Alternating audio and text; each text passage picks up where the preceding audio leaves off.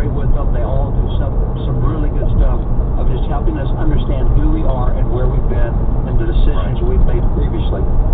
It is unlike everything else that your family encounters today, your kids encounter in school. We're not reimagining American history. We're proving American history with the documents, with the artifacts from the past that show us even the history we don't want to remember, the history we don't like.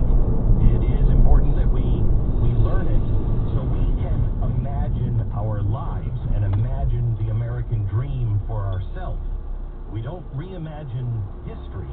History should make us reimagine our lives and our goals and our rights and responsibilities.